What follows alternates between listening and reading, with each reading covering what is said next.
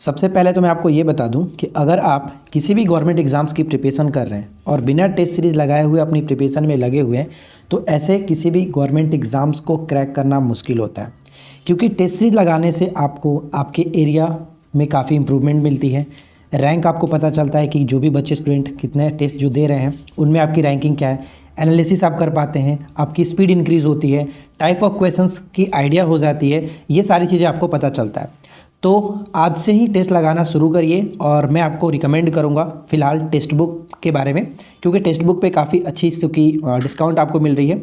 और जो भी इनकी अभी वर्तमान में आप देख सकते हैं यहाँ पे कोर्स की प्राइस 299 है, लेकिन अगर आप हमारे इस कूपन कोड को अप्लाई करते हैं ZONE तो आपको 10% का एक्स्ट्रा डिस्काउंट मिलेगा। ईयरली पास आपको मिल जाएगा 269 में और लाइफ टाइम जो टेक्स्ट बुक का पास है वो आपको मिल जाएगा 449 में।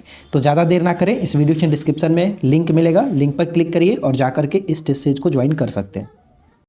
Hello everyone, welcome back to online study zone. आशा करते हैं फ्रेंड्स इससे पहले कि आपने बाकी के रिवीजन्स वाले टॉपिक्स को देख लिया होगा, जो भी यहाँ पे टॉपिक आपको कराए जा रहे हैं। और मैंने आपको कल एक वीडियो बनाया था कि अंतिम 20 दिनों में आपको क्या करना चाहिए, तो आप उस तरह से भी अपने टॉपिक्स को कवर कर सकते हैं। और डेली एक प्रैक्टिस सेट आपको सॉल्व करना ही करना है।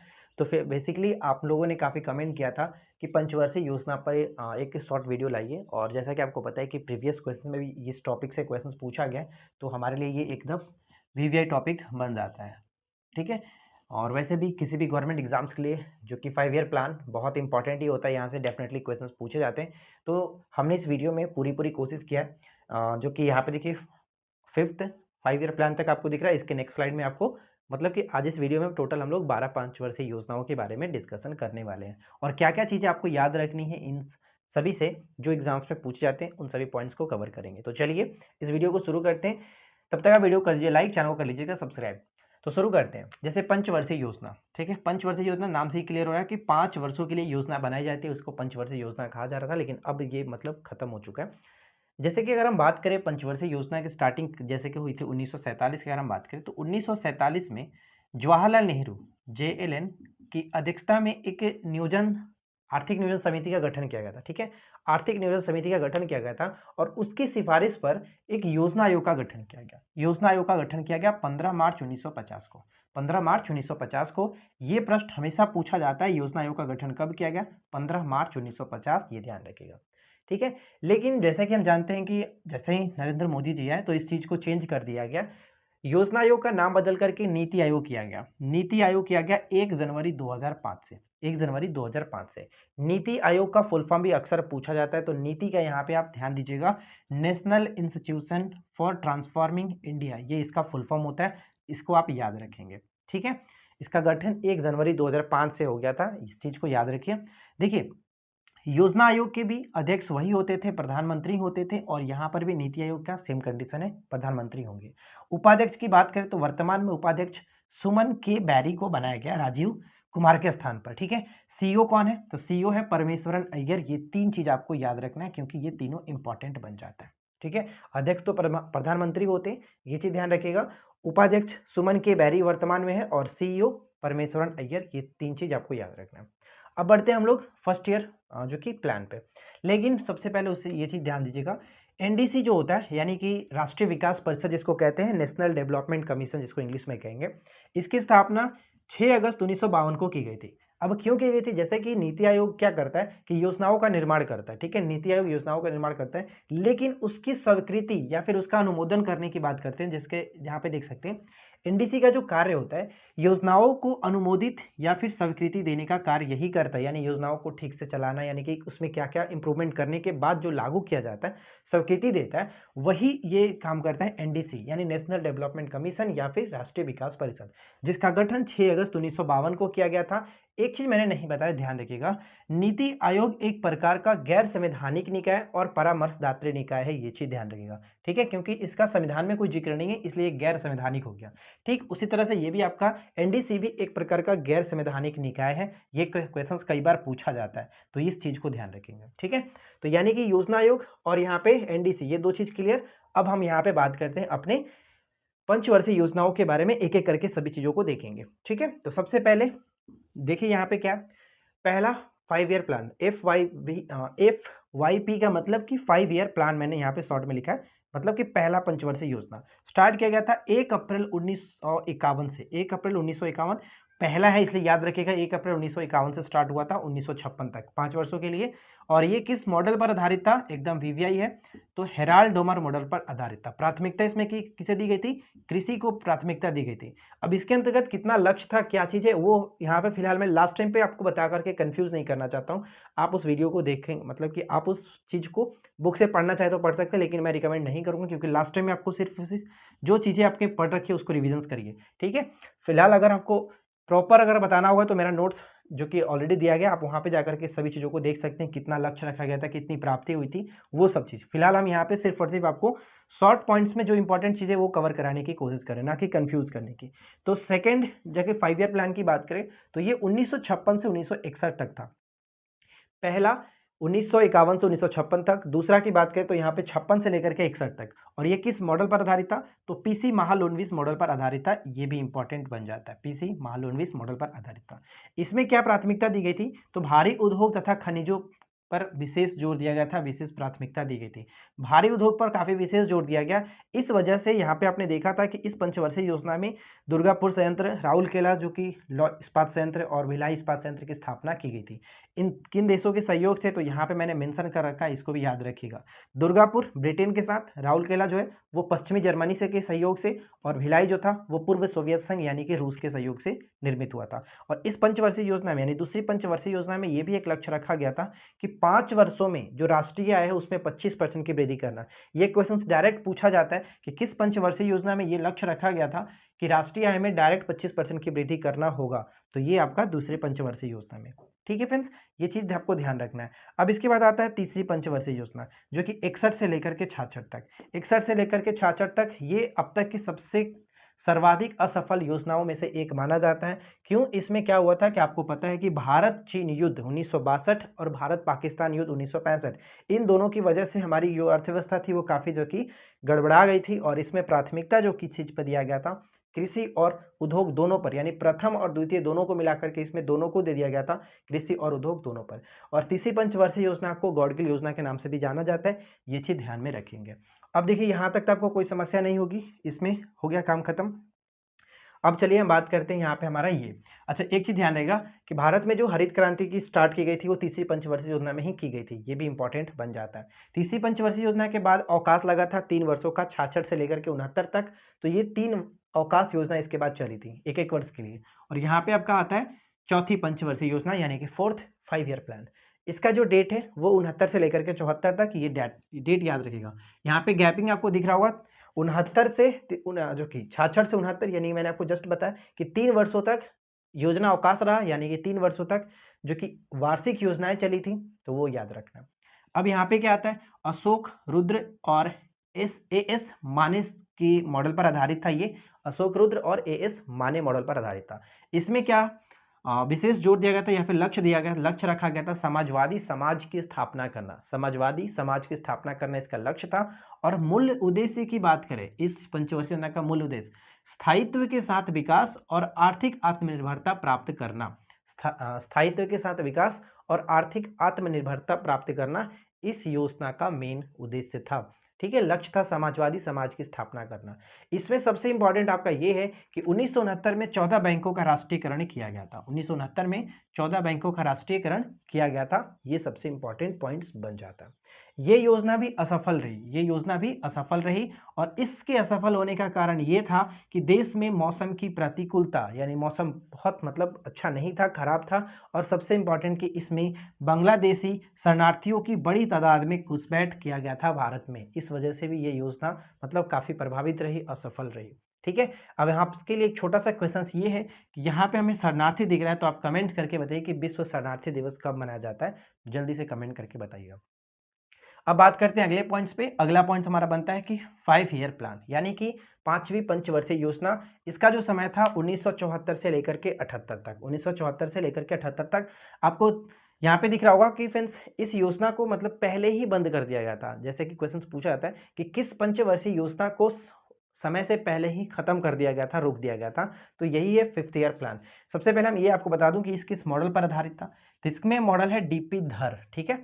डीपी धर मॉडल पर आधारित था। किस मॉडल पर? डीपी धर। इसका उद्देश्य क्या था? तो गरीबी उन्मूलन तथा आत्मनिर्भरता की प्राप्ति करना, गरीबी उन्मूलन और आत्मनिर्भरता की प्राप्ति करना।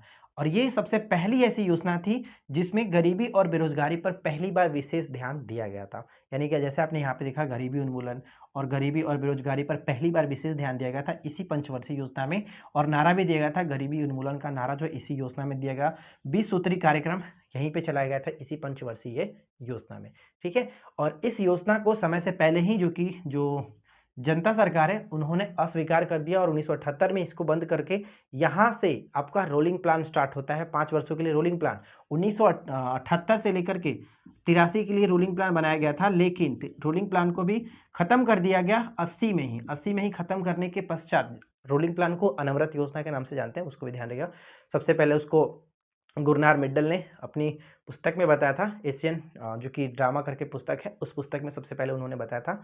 तो 1978 से 83 के लिए बनाया गया था आपका ये रोलिंग प्लान यानी अनवरत योजना, लेकिन 1980 में वापस कांग्रेस सरकार ने इसको बंद कर दिया और उसके बाद 80 से लेकर के 85 तक 6वीं पंचवर्षीय योजना को स्टार्ट किया, जो कि हम नेक्स्ट स्लाइड में देखने वाले हैं।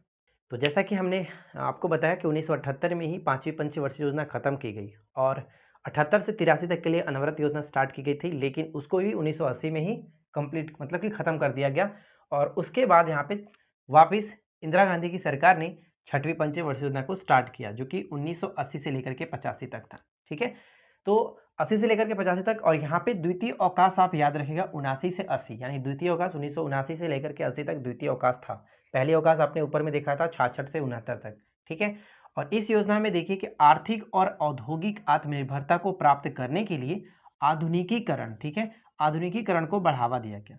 तो यहाँ पर आपने देखा कि आधुनिकीकरण जो है वो शब्द का प्रयोग सबसे पहली बार 6वीं पंचवर्षीय योजना में ही की गई थी, तो ये आपका इंपॉर्टेंट हो जाता है। ठीक है, और एक चीज और याद रखिएगा, दूसरी बार जो बैंकों का राष्ट्रीयकरण हुआ था ये इसी में हुआ था 1980 में, दूसरी बार राष्ट्रीयकरण हुआ था जो कि 6 बैंकों का इसी में हुआ था। ठीक है, गरीबी उन्मूलन पर विशेष जोर देते हुए रोजगार में वृद्धि का लक्ष्य भी रखा गया था, इसमें रोजगार में वृद्धि का लक्ष्य रखा गया था। तो इसमें आपका 1980 में 6 बैंकों का राष्ट्रीयकरण, ये याद रखेंगे, 6 बैंकों का जो राष्ट्रीयकरण हुआ ये आपको याद रखना है। राइट, अब बात करते हैं हम लोग 7वीं पंचवर्षीय योजना। 7वीं पंचवर्षीय योजना 1985 से लेकर के 90 तक था। इसमें प्राथमिकता थी रोजगार, शिक्षा और जन स्वास्थ्य पर बल दिया जाना। रोजगार, शिक्षा और जन स्वास्थ्य पर विशेष बल दिया जाना। भोजन, काम और उत्पादन, भोजन, काम और उत्पादन का जो नारा दिया गया वो इसी पंचवर्षीय योजना में 7वीं पंचवर्षीय योजना में दी गई थी। ठीक है, गरीबी के माप सबसे पहले लकड़वाला समिति के द्वारा इस समिति में की गई थी। गरीबी की माप सबसे पहले लकड़वाला समिति के द्वारा इसी पंचवर्षीय योजना में 7वीं पंचवर्षीय योजना में की गई। और जवाहर रोजगार योजना की स्टार्टिंग 1979 में किया गया था। जवाहर रोजगार योजना की स्टार्टिंग 1979 में किया गया था। ये प्रश्न हमेशा पूछा था, इसको याद रखिएगा। प्रथम बार निजी क्षेत्र के मध्य में सर्वाधिक क्षेत्र की तुलना में अधिक खर्च किए गए थे 7वीं पंचवर्षीय योजना में। और इसके बाद फिर से आपका तीसरा अवकाश योजना स्टार्ट हुआ, यानी तीसरी योजना अवकाश 1990 से 92, 2 वर्षों तक यहाँ पर भी अवकाश रहा। इसके बाद हम आगे बढ़ेंगे, जो कि 7वीं के बाद 8वीं पंचवर्षीय योजना, जो कि 8वीं 5 ईयर प्लान की बात करें तो 92 से लेकर के 97 तक। और इसको अलग अलग चार सरकारों ने अलग अलग तरीके से इसको भी मतलब पेश किया था, ये चीज ध्यान रखिएगा। और इसमें जो मॉडल आधारित था किस पर? जॉन डब्ल्यू मिलर मॉडल पर आधारित था। जॉन डब्ल्यू मिलर मॉडल पर आधारित था। मानव संसाधन का विकास, जो कि इस पर प्राथमिकता रखी गई थी। और सर्वोच्च जो प्राथमिकता थी वो रोजगार, शिक्षा और जन स्वास्थ्य को सर्वोच्च प्राथमिकता दी गई थी। किसको? रोजगार, शिक्षा और जन स्वास्थ्य को सर्वोच्च प्राथमिकता इसमें दी गई थी। प्रधानमंत्री रोजगार योजना की स्टार्टिंग 1993 में, इसको याद रखेंगे, प्रधानमंत्री रोजगार योजना। जबकि यहाँ पे है जवाहर रोजगार योजना 1989, जबकि वहां पे प्रधानमंत्री रोजगार योजना 1993। ठीक है, और इसमें सबसे इंपॉर्टेंट पॉइंट ये है कि जनसंख्या वृद्धि पर सबसे पहले इस पर नजर रखा गया था। प्रोत्साहन और हतोत्साहन द्वारा, प्रोत्साहन करके और सभी लोगों को हतोत्साहन करके जनसंख्या वृद्धि पर अंकुश लगाने का भी मुख्य जो कि इसमें लक्ष्य था। यानी कि जनसंख्या पर सबसे पहले विचार किया गया, बात किया गया इसी पंचवर्षीय योजना में, 8वीं पंचवर्षीय योजना में। ठीक है, उसके बाद आता है 9वीं पंचवर्षीय योजना। 9वीं पंचवर्षीय योजना में क्या? ये आपका डेट याद रखेंगे 97 से लेकर के 2002 तक। प्राथमिकता था इसमें न्यायपूर्ण वितरण और समानता के साथ विकास करना, और ये जो कि योजना असफल मानी गई क्योंकि अंतर्राष्ट्रीय मंदी के कारण इस योजना को असफल माना गया। बस इसमें ज़्यादा कुछ था नहीं। 9वीं पंचवर्षीय योजना के बाद आता है 10वीं पंचवर्षीय योजना। 10वीं में एक चीज़ इंपॉर्टेंट यहाँ पे होगा, सबसे पहले आप याद रखेंगे कब से कब तक था, 2002 से लेकर के 2007 तक। प्राथमिकता था इसमें गरीबी और बेरोजगारी को समाप्त करना, गरीबी और बेरोजगारी को समाप्त करना, और साथ ही साथ 10 वर्षों में प्रति व्यक्ति आय को दुगना करना। देखिए 10वीं पंचवर्षीय योजना है तो कितने वर्षों के लिए, 10 वर्षों के लिए। और हमने ऊपर में एक योजना देखा था जहां पे 5 वर्षों में, ठीक है, 5 वर्षों में राष्ट्रीय आय में कितना वृद्धि, 25% वृद्धि करने की बात की गई थी। चलिए यहाँ पे अब देखिए 10वीं पंचवर्षीय योजना में क्या है, 10 वर्षों में प्रति व्यक्ति आय को दोगुना करना, और अब तक ये सफलतम योजना मानी गई थी 10वीं पंचवर्षीय योजना। और सबसे खराब जो कि सबसे असफलतम योजना कौन सा था, तो तीसरी पंचवर्षीय योजना। तो यहाँ पे हमने 10वीं पंचवर्षीय कंप्लीट किया। अब चलिए नेक्स्ट स्लाइड में 2 और पंचवर्षीय योजना है, उनको भी हम देख लेते हैं। तो देखिए फ्रेंड्स, बचे हुए 2 महत्वपूर्ण जो परियोजनाएं हैं उनके बारे में भी देख लेते हैं। यहाँ पे आपका 11th 5 ईयर प्लान और 12th 5 ईयर प्लान, इसमें ज़्यादा कुछ है नहीं, बस आपको बस इनकी प्राथमिकता पे ध्यान देना है और जो समय था वो। 11वीं पंचवर्षीय योजना 7 से लेकर के 12 तक चली थी। इसमें प्राथमिकता दी गई थी तीव्रतम एवं समावेशी विकास। ये अक्सर पूछ लिया जाता है, बताइए कि 11वीं पंचवर्षीय योजना की प्राथमिकता क्या थी, तो ये चीज़ ध्यान रखना। और इसमें सबसे उच्चतम विकास दर जो कि रखा गया था 9%, ठीक है, विकास दर रखा गया था 9%। इसके बाद यहाँ पे क्या है कि 12वीं पंचवर्षीय योजना 12 से लेकर के 17 तक, और इसमें प्राथमिकता थी तीव्र धारणीय तथा अधिक समावेशी विकास पर विशेष जोर दिया गया था। और इसमें एक पॉइंट ये भी है कि गैर कृषि क्षेत्र में रोजगार के 5 करोड़, ध्यान दीजिएगा, गैर कृषि क्षेत्र में रोजगार के 5 करोड़ नए अवसरों का सृजन किया गया था, इसलिए भी इंपॉर्टेंट है। और यह योजना जो कि 17 तक चलनी थी, लेकिन इसको 2014 में ही समाप्त करके इसके बाद 2015 से नीति आयोग आ गया था, तो योजना आयोग से जो भी चल रहे थे उसको खत्म कर दिया गया। तो यहाँ पे 2014 में ये योजना समाप्त हो गई।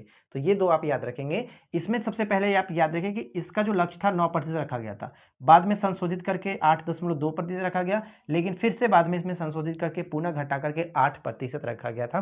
तो इसमें ध्यान रखिएगा कि 2 बार संशोधित किया गया। तो ये आपकी 12वीं पंचवर्षीय योजना कंप्लीट हुई। और यहाँ पे मैंने 2-4 क्वेश्चंस भी लगा रखे हैं, आप यहाँ पे देख लीजिए कि पहली राष्ट्रीय जनसंख्या नीति 1976 जो है वो किस पंचवर्षीय योजना में लागू की गई थी। तो 1976 की जब बात आ रही है तो आपको समझ में आ गया होगा कि 5वीं पंचवर्षीय योजना, ठीक है, 5वीं पंचवर्षीय योजना जो कि 74 से लेकर के 78 तक ही चला था, 1 वर्ष पहले ही इसको खत्म कर दिया गया था। इसके बाद है कि गरीबी हटाओ का नारा, गरीबी हटाओ का जो नारा दिया गया वो 5वीं पंचवर्षीय योजना में ही दिया गया था। भाखड़ा नांगल परियोजनाओं पर कार्य प्रारंभ किया गया फर्स्ट पंचवर्षीय योजना में, जैसे कि 1953 में करीब स्टार्ट हुआ था भाखड़ा नांगल परियोजना, तो ये आपका पहली पंचवर्षीय योजना में स्टार्ट हुआ था। और अगला है कि स्वर्ण रेखा परियोजना की शुरुआत 5वीं पंचवर्षीय योजना में की गई। और लास्ट जो कि सबसे इंपॉर्टेंट, अनवरत योजना। तो अनवरत योजना में आपको याद रखना है सबसे पहले इसके बारे में, अनवरत जो रोलिंग प्लान है, रोलिंग जो शब्द है, ये सबसे पहले दिया किसने था, गुरनार मेडल ने अपनी पुस्तक एशियन ड्रामा, इनकी पुस्तक थी, उस पुस्तक में सबसे पहले इसके बारे में बात कही गई थी। और 1 वर्ष पहले ही सत्ता परिवर्तन जब हुआ था, यानी कि 1978 में सबसे पहले इसको, सॉरी 77 में ही आपका सत्ता परिवर्तन हुआ और उसके बाद जनता सरकार आई थी। तो जनता सरकार ने 1978 में इस परियोजना को, यानी कि जो आपका 5वीं पंचवर्षीय योजना चल रही थी 1974 से लेकर के 1979 तक ऐसे था, लेकिन 78 में कंप्लीट खत्म कर दिया 1 वर्ष पहले ही। और उसके स्थान पर अनवरत योजना को स्टार्ट किया गया 1 अप्रैल 1978 से 1983 के लिए। लेकिन उसके बाद फिर से सत्ता परिवर्तन हुआ और इंदिरा गांधी की सरकार बनी, तो फिर से उन्होंने 1980 में लेकर के 6वीं पंचवर्षीय योजना वापस स्टार्ट कर दी थी, 80 से लेकर के 85 तक। तो ये चीज याद रखना है, अनवरत योजना के स्टार्ट हुआ था कब, 1 अप्रैल 1978 से, ठीक है, बस 2 वर्षों तक ही चला था, 80 में इसको कंप्लीट कर दिया गया था। तो फ्रेंड्स, उम्मीद करते हैं कि पंचवर्षीय योजना से रिलेटेड आपके सारे पॉइंट्स क्लियर हो गए होंगे। अगर आपको ये वीडियो पसंद आया हो तो प्लीज़ वीडियो को अधिक से अधिक लाइक करिएगा। और एक चीज़ मैं आपको बता दूं कि इससे संबंधित एक और मेरे पास PDF है, जो कि मैं उसको सेंड कर दूंगा टेलीग्राम पर, तो आप वहाँ से इससे जुड़ी और भी जो चीज़ें होंगी आप उसको जान लीजिए, ठीक है।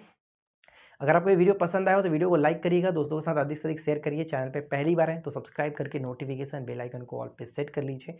हम मिलते हैं आपके साथ इसी प्रकार के नेक्स्ट वीडियो में किसी नए टॉपिक के साथ। Thanks for watching, keep learning, have a good day. Hello everyone, good morning. स्वागत है आप सभी का ऑनलाइन स्टडी में। तो आज हम इस वीडियो में लेकर आए हैं एक और इम्पॉर्टेंट टॉपिक जिसमें हम लोग देखने वाले हैं प्रमुख संशोधन। जैसा कि आपको पता है फ्रेंड्स कि यहाँ से हमेशा क्वेश्चंस पूछे जाते हैं संविधान के संशोधन से रिलेटेड। तो इस वीडियो में आपको अब तक जितने भी संशोधन किए गए उन सभी के बारे में हम लोग डिस्कस करने वाले हैं। तो वीडियो बहुत ज़्यादा इंपॉर्टेंट और बहुत ज़्यादा इंटरेस्टिंग रहने वाली है, तो एंड तक बने रहिए। और अगर आपको वीडियो पसंद आए तो प्लीज़ वीडियो को लाइक एंड शेयर ज़रूर करेंगे। तो चलिए इस वीडियो को शुरू करते हैं। देखिए, सबसे पहले बात करते हैं संविधान के प्रमुख संशोधन जब आता है तो आपको पता है कि पहला प्रश्न तो यही बनता है कि हमारे संविधान में संशोधन करने का जो प्रावधान है वो किस अनुच्छेद में है। तो संविधान के अनुच्छेद 368 के अकॉर्डिंग अगर देखें तो संविधान में संशोधन करने का अधिकार है, जो कि संविधान के मूल संरचना के अधीन होगा। और संशोधन संसद जो कि 3 प्रकार से कर सकती है। 3 प्रकार से कौन कौन से? तो पहला होता है साधारण बहुमत से, दूसरा होता है विशेष बहुमत से, और तीसरा होता है विशेष बहुमत के साथ आधे राज्यों के समर्थन से। तो ये 3 संशोधन होते हैं। और हमेशा प्रश्न ये पूछे जाते हैं कि संविधान में संशोधन कितने प्रकार से होते हैं, तो 3 प्रकार से होते हैं। ये चीज़ ध्यान रहेगा, 3 प्रकार से। ठीक है, अब हम यहाँ पे एक एक करके देखने वाले हैं जो इम्पॉर्टेंट है, जहाँ से क्वेश्चंस पूछे जाते के चांसेस और बार बार पूछे गए, उन सभी संशोधन को हम लोग इस वीडियो में देखने वाले हैं। तो चलिए शुरू करते हैं। सबसे पहला देखिए यहाँ पे क्या है, पहला संविधान संशोधन 1951। पहला संविधान संशोधन 1951, इसमें क्या था, 9वीं अनुसूची जोड़ी गई थी। मैं आपको बता दूं कि भूमि सुधार और अन्य कानूनों की समीक्षा से बचाने के लिए इसमें 9वीं अनुसूची जोड़ी गई थी। 9वीं अनुसूची जोड़ी गई थी और 9वीं अनुसूची के साथ इसमें 31 का ए और 31 का बी, ये 2 अनुच्छेद में इसमें शामिल किए गए थे। तो इसे भी याद रखेंगे। ठीक है, तो ये इंपॉर्टेंट है कि 9वीं अनुसूची कब जोड़ी गई थी, तो पहले संविधान संशोधन के द्वारा की जोड़ी गई थी। राइट, इसके बाद आता है हमारा थर्ड, यानी कि तीसरा जो संविधान संशोधन था 1954 में हुआ था। इसमें क्या है कि राज्यों की कुछ शक्तियों को समवर्ती सूची में शामिल किया गया था। यानी समवर्ती सूची में जैसे कि 7वीं जो अनुसूची है उसमें परिवर्तन करके, समवर्ती सूची में कुछ परिवर्तन करके राज्यों की कुछ शक्तियों को समवर्ती सूची में शामिल किया गया था। तो ये इंपॉर्टेंट हो जाता है। इसके बाद आता है 7वां, जो कि एकदम वीवीआई है, इसे ध्यान से समझेंगे। 7वां जो संशोधन था 1956, इसके अंतर्गत क्या था, पहला चीज कि राज्यों का पुनर्गठन, भाषा के आधार पर राज्यों का पुनर्गठन किया गया। पहला पॉइंट ये। दूसरा है कि 2 या 2 से अधिक राज्यों के लिए एक ही राज्यपाल होंगे। ठीक है, ये भी बात सही है, 2 या 2 से अधिक राज्यों के लिए एक ही राज्यपाल होंगे, 7वें संशोधन में बात की गई थी। या फिर एक और कह सकते हैं कि 2 या 2 से अधिक राज्यों के लिए समान हाईकोर्ट होंगे, यानी कि एक ही उच्च न्यायालय होंगे। ये बात भी आपके 7वें संशोधन में ही कही गई थी।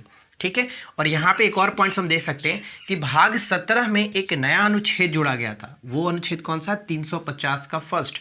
इसके अंतर्गत क्या है कि भाषा के आधार पर अल्पसंख्यक समुदाय के जो लोग होंगे, बच्चे होंगे, उनको प्राथमिक शिक्षा के लिए मातृभाषा में निर्देश दिए जाएंगे। तो प्राथमिक शिक्षा के संबंध में दिया जाता है 350 के फर्स्ट, ये इंपॉर्टेंट होगा। इसके बाद आते हैं आगे 8वां संविधान संशोधन 1960। इसमें क्या है कि निम्न सदन में एससी यानी अनुसूचित जाति, एसटी अनुसूचित जनजाति एवं आंग्ल भारतीय का आरक्षण को 10 वर्षों के लिए बढ़ा दिया गया था, यानी 1970 तक के लिए बढ़ा दिया गया था निम्न सदन में, ये ध्यान रखेंगे। इसके बाद आता है 9वें संविधान संशोधन। इसमें क्या है कि खुलना, बेरूबारी आदि क्षेत्रों को पाकिस्तान को, जो कि भारत की तरफ से सौंप दिया गया था, वापस कर दिया गया था। तो वैसे 1958 में जो भारत पाकिस्तान के बीच समर्थन हुआ था, उसके तहत ये मतलब खुलना, बेरूबारी आदि क्षेत्रों को पाकिस्तान को समर्पित कर दिया गया था। ये चीज़ ध्यान रखेंगे। इसके बाद आता है 10th संशोधन 1961, 10वां संविधान संशोधन 1961 में कि दादर एवं नागर हवेली को केंद्र शासित प्रदेश का दर्जा दिया गया, यूनियन टेरिटरीज बनाया गया। ठीक है, यूटी बनाया गया। उसके बाद आता है 21वां, ये इंपॉर्टेंट रहेगा, एकदम वीवीआई बार बार पूछा गया है। 21वां संविधान संशोधन 1967 में क्या है कि सिंधी भाषा को 15वां भाषा के रूप में घोषित किया गया। 15वां भाषा के रूप में मतलब कि 8वीं अनुसूची में जो 22 भाषाएं हैं वर्तमान में, उस वक्त 14 भाषाएं थी। तो सबसे पहले यहाँ पे 21वें संविधान संशोधन 1967 के तहत सिंधी भाषा को 8वीं अनुसूची में जोड़ करके 15वीं भाषा के रूप में इसमें मान्यता मिली थी। ठीक है, सॉरी। अब यहाँ पे बात करते हैं हम लोग इसके आगे। तो यहाँ पे देखिए 24वां संविधान संशोधन 1971, ये इंपॉर्टेंट इसलिए क्योंकि संसद को संशोधन करने का अधिकार मिला था। भाग 3 के अनुच्छेद 13 में संशोधित करके संसद को संविधान के किसी भी हिस्से में संशोधन करने का अधिकार संसद को मिला था। तो ये 24वें संविधान संशोधन 1971 के द्वारा। इसके बाद है कि 26वां संविधान संशोधन 1971, 26वां संशोधन 1971। इसमें क्या है कि प्रीवी पर्स को समाप्त कर दिया गया, यानी जो राजाओं को विशेष उपाधि दिया जाता था उसको समाप्त कर दिया गया था, प्रीवी पर्स को समाप्त कर दिया गया था। ये चीज़ ध्यान रखिएगा।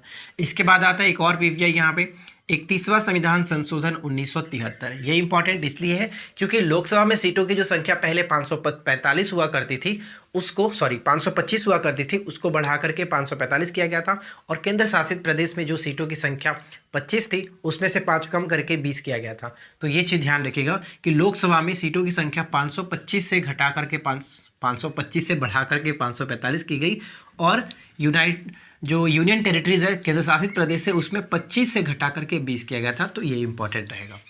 इसके बाद 35 और 36 दोनों इंपॉर्टेंट रहेगा। 35वां संविधान संशोधन, 36वां संविधान संशोधन। 35वें के तहत सिक्किम को सह राज्य का दर्जा मिला था, जबकि 36वें के तहत 1975 में सिक्किम 22वां राज्य यानी पूरी तरह से भारत का एक राज्य बना, 22वां राज्य के रूप में घोषित हुआ। इसके बाद आता है 41 क्या है, 41वां संविधान संशोधन 1976। इसमें राज्य लोक सेवा आयोग के जो सेवानिवृत्ति की आयु होगी वो 60 से बढ़ाकर के 62 वर्ष की गई, लेकिन संघ लोक सेवा आयोग यानी यूपीएससी के सदस्यों की जो सेवानिवृत्ति की आयु 65 वर्ष सेम टू सेम रखा गया, यथावत रखा गया, इसमें कोई छेड़छाड़ नहीं की गई थी। तो ये ध्यान रखिएगा 60 से 62 और ये आपका 65 वर्ष ज्यों का त्यों रखा गया। इसके बाद आता है हमारा मिनी संविधान यानी कि लघु संविधान के रूप में जो कि वर्णित है 42वां संविधान संशोधन 1976। इसमें सबसे पहले ध्यान रखिएगा कि भाग 4 के फर्स्ट में मौलिक कर्तव्यों को शामिल किया गया। 10 मौलिक कर्तव्यों को शामिल किया गया था। सरदार स्वर्ण सिंह समिति की अनुशंसा पर इसमें शामिल किया गया। कहाँ से? तो पूर्व सोवियत संघ से ये शामिल किया गया था।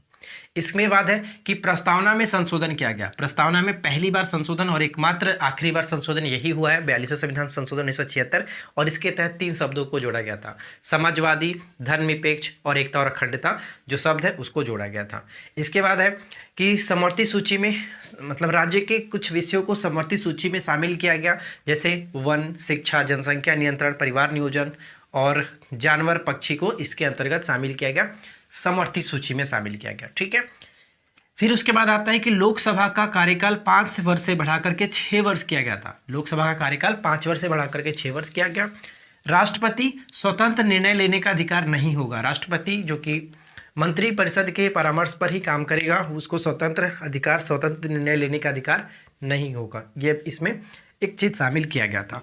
इसके बाद यह एक और आता है, संवैधानिक संशोधन को न्यायिक जांच से बाहर रखा गया। ये ध्यान रहेगा, संवैधानिक संशोधन को न्यायिक जांच से बाहर रखा गया। और राज्य के नीतिशक सिद्धांत में जो कि 4 नए अनुच्छेद जोड़े गए थे, 39 के क, 39 के च, 43 के क और 48 के क। ये 4 बहुत इंपॉर्टेंट है, इसको याद रखिएगा। ठीक है फ्रेंड्स, अक्सर ये क्वेश्चन पूछा जाता है कि 42वां संविधान संशोधन के तहत राज्य के नीतिशक सिद्धांतों में कितने नए अनुच्छेदों को जोड़ा गया था।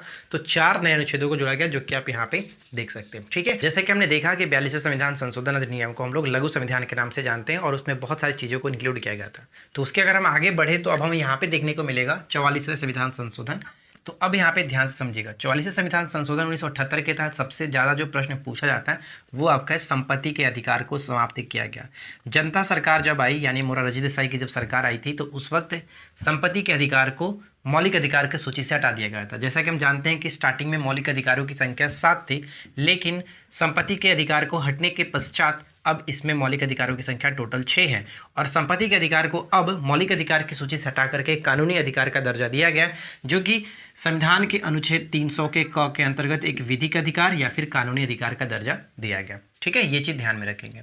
अब यहाँ पे ध्यान दीजिएगा कि आंतरिक अशांति यानी कि जो राष्ट्रीय आपात के संदर्भ में आंतरिक अशांति शब्द था, उसके बदल करके सशस्त्र विद्रोह शब्द जोड़ा गया था। ये पूछा जाता है, तो इसको याद रहेगा 44वें संविधान संशोधन के अंतर्गत।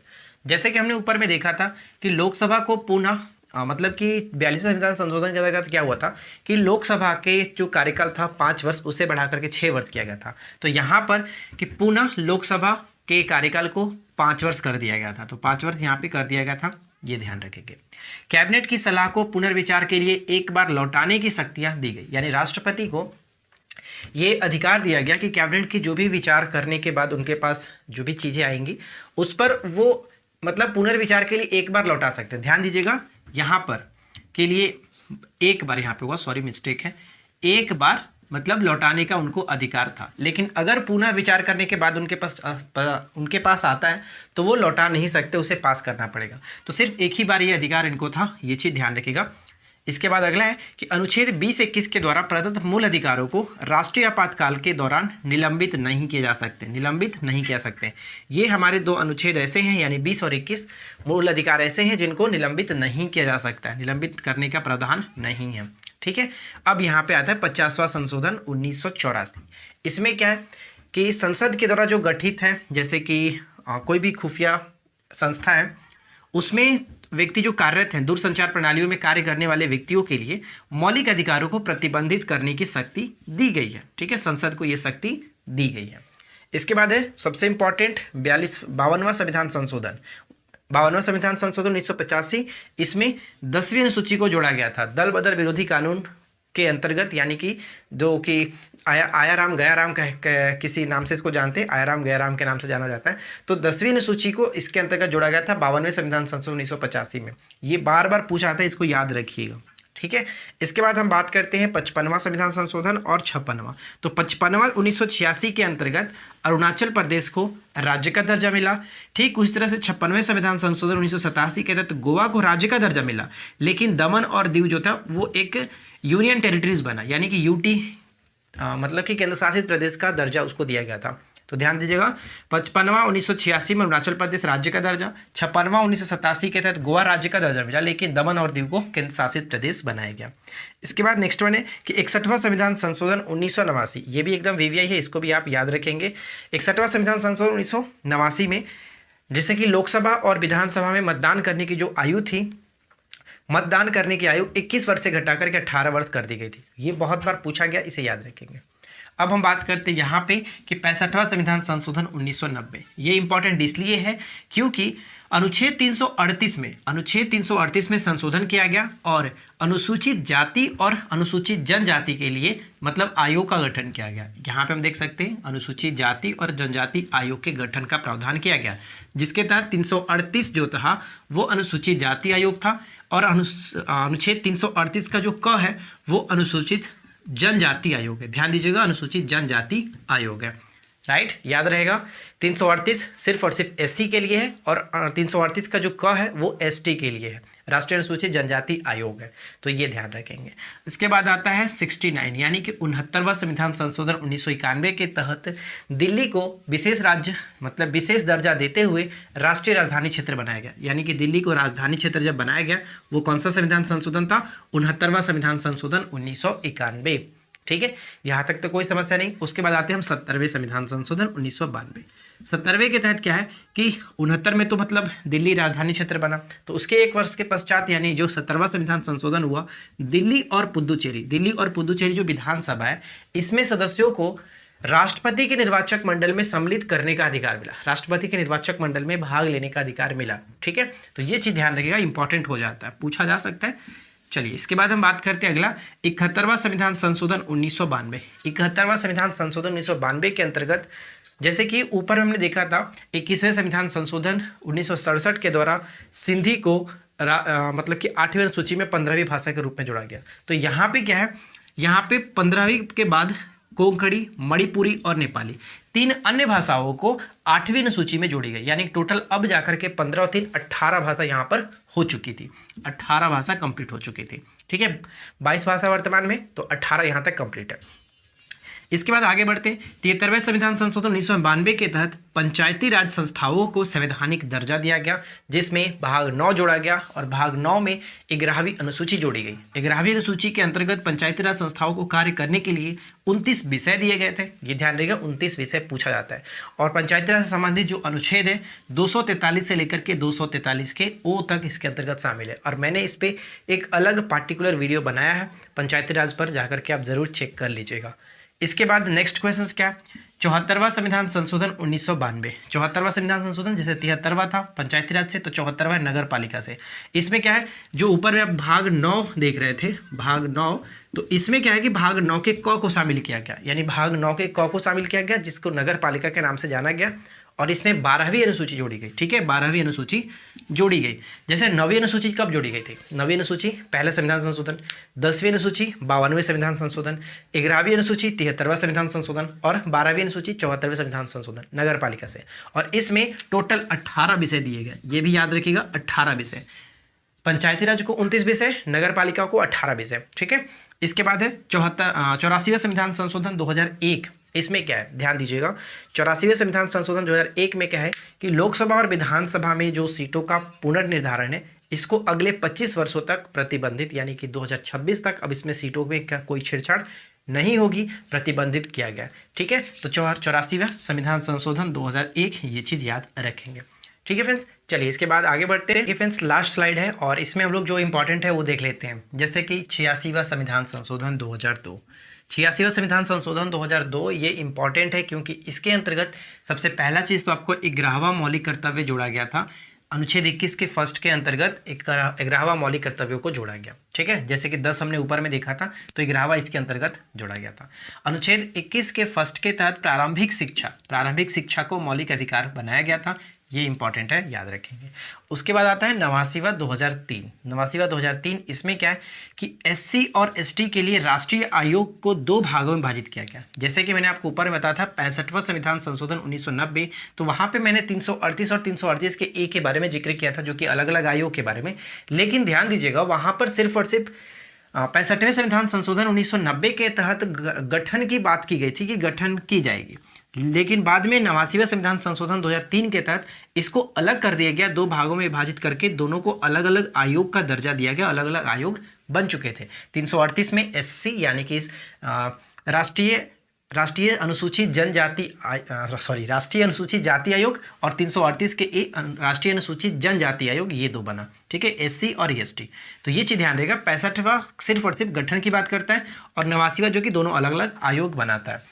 नेक्स्ट होने की 91वें संविधान संशोधन 2003। इसके अंतर्गत कि मंत्रिपरिषद में प्रधानमंत्री सहित मंत्रियों की कुल संख्या जो होगी, प्रधानमंत्री सहित मंत्रियों की कुल संख्या लोकसभा की कुल क्षमता का 15% से ज़्यादा नहीं होगा। ये प्रश्न बहुत बार पूछा गया। 91वां संविधान संशोधन, इसे याद रखिएगा, कितना प्रतिशत, 15% से ज़्यादा नहीं होगा।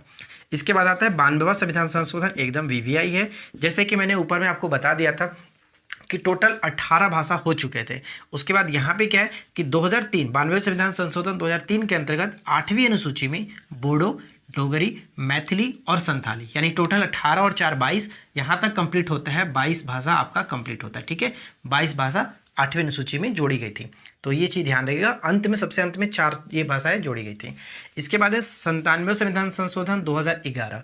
इसके अंतर्गत क्या है कि सहकारी समितियों को संवैधानिक दर्जा दिया गया था। इसमें बहुत सारी चीज़ें थी जो कि 3 अलग अलग और भी बात की गई है, वो मैं आपको नोट्स में प्रोवाइड करा हूँ, नोट्स आप देख लीजिएगा, तो वहाँ पर आपको अच्छी तरीके से क्लियर हो जाएगा। फिलहाल यहाँ पर मैं बता करके आपको बोर नहीं करना चाहता हूँ और ना ही आपका टाइम वेस्ट करना चाहता हूँ। सिर्फ और सिर्फ क्वेश्चंस आपसे यही पूछा जाता है कि सहकारी समितियों को संवैधानिक दर्जा कब दिया गया, किस संविधान संशोधन के तहत, तो 97वां संविधान संशोधन 2011। उसके बाद आता है 89वां संविधान संशोधन 2014, जो कि देखिए उच्चतम न्यायालय और उच्च न्यायालय यानी कि सुप्रीम कोर्ट और हाई कोर्ट के न्यायाधीशों की नियुक्ति के लिए कॉलेजियम प्रणाली के स्थान पर राष्ट्रीय न्यायिक नियुक्ति आयोग की स्थापना की गई। लेकिन ध्यान दीजिएगा, 1 वर्ष के पश्चात 2015 में जो कि सुप्रीम कोर्ट ने इस संविधान संशोधन को असंवैधानिक घोषित किया, शून्य घोषित करते हुए वापस इनकी नियुक्ति के लिए कॉलेजियम प्रणाली को ही बरकरार रखा था, ठीक है, कॉलेजियम प्रणाली को ही बरकरार रखा था। इसके बाद आता है हमारा यहाँ पे 100, ठीक है, 100वां संविधान संशोधन 2014 में। इसके अंतर्गत भारत के कुछ भूभाग को बांग्लादेश को हस्तांतरित किया गया था, ये चीज़ ध्यान रखेंगे। अब यहाँ से 3 जो प्रश्न पूछा थे वो बार बार रिपीट होते हैं। जैसे 101वां जो है वो GST से होता है। GST एक प्रकार का अप्रत्यक्ष कर है, शुरुआत की गई थी 2017 में, 1 जुलाई 2017 को स्टार्ट किया गया था, ये ध्यान रखेंगे। 102वां संविधान संशोधन 2018, इसमें क्या है इसके अंतर्गत क्या है कि राष्ट्रीय पिछड़ा वर्ग आयोग का गठन किया गया, यानी कि गठन करके संवैधानिक दर्जा दिया गया। तो अब यहाँ पे हमारे पास 3 आयोग बन चुके थे। 338 जो होता है सिर्फ और सिर्फ एससी के लिए, 338 का ए एसटी के लिए, और 338 का बी जो होता है वो ओबीसी के लिए होता है। यानी 338, 338 ए, 338 बी, ये तीनों आपको याद रखना है। लास्ट आता है 2019 का 103वां संविधान संशोधन 2019। इसमें आर्थिक रूप से कमजोर वर्गों के लिए आरक्षण की व्यवस्था की गई थी। अनुच्छेद 16 में संशोधन करके आर्थिक रूप से कमजोर वर्गों के लिए 10% सार्वजनिक रोजगार में 10% का आरक्षण दिया गया था, यानी कि जिसको हम लोग EWS के नाम से जानते हैं। ठीक है, तो यहाँ पे हमारा सही आंसर हो जाएगा फ्रेंड्स। तो यहाँ तक हमने कंप्लीट किया हमारा जो भी महत्वपूर्ण संविधान संशोधन था उसको। तो उम्मीद करते हैं कि आप लोगों को आज का ये वीडियो अच्छा लगा होगा। वीडियो कैसा लगा नीचे कमेंट करके बताइए। अगर किसी क्वेश्चंस में डाउट हो, किसी चीज़ में प्रॉब्लम हो, तो नीचे आप अच्छे तरीके से एक्सप्लेन करिएगा ताकि हम उसको पिन कर सकें। ठीक है, और कुछ भी सुझाव देना हो तो बिल्कुल कमेंट बॉक्स खुला हुआ है, कमेंट में अपनी राय लिख सकते हैं। नेक्स्ट टॉपिक क्या रहना चाहिए आप नीचे कमेंट करके जरूर बताइएगा। तब तक हम मिलते हैं आपके साथ इसी प्रकार के किसी और वीडियो में नेक्स्ट टॉपिक के साथ। Thanks for watching, keep learning, have a good day.